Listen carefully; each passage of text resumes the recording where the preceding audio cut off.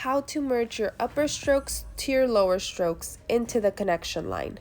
I've got a pretty simple stroke pattern here, and all of my lower strokes are merging into the connection line. I'm going to place my first upper stroke above my connection stroke 4. These are my connection strokes right here. First upper stroke is going to be placed above C4.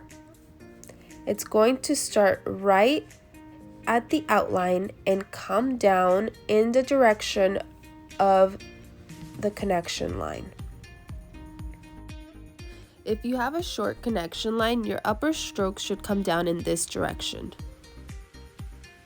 So again, starting at the outline and coming down in the direction of the connection line. And I'm going to fill in this little gap right here before I place my next one. And it merges into the connection line. My next upper stroke is going to be placed right next to it, but does not touch or does not cross. It comes down in the direction of the connection line, and then I fill in my gaps and merge them into the connection line. You can also place all of your first upper strokes and then come back and fill in the gaps. Some people like to do this so they don't lose their shape. You can see here how each stroke is hovering above the previous, but it does not touch or cross. When it comes down, it extends slightly further away from the previous stroke. The distance between each stroke should be consistent in the beginning and at the end, and they should all come down in the direction of the connection line. Now I'm going to show you how to fill in the gaps. Your following strokes should be placed sort of like a staircase.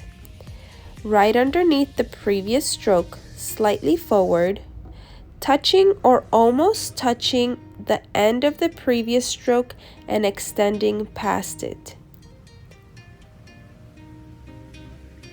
Again, right underneath the previous stroke, slightly forward, touching or almost touching the end of the previous stroke and extending past it.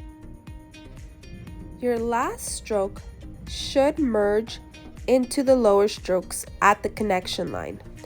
Your upper and lower strokes should never cross.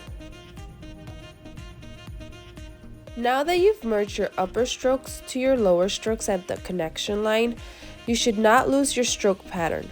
Follow the same stroke pattern all throughout the end. At this point, the last stroke should be placed right on the outline. Do not lose your stroke pattern towards the end of the tail.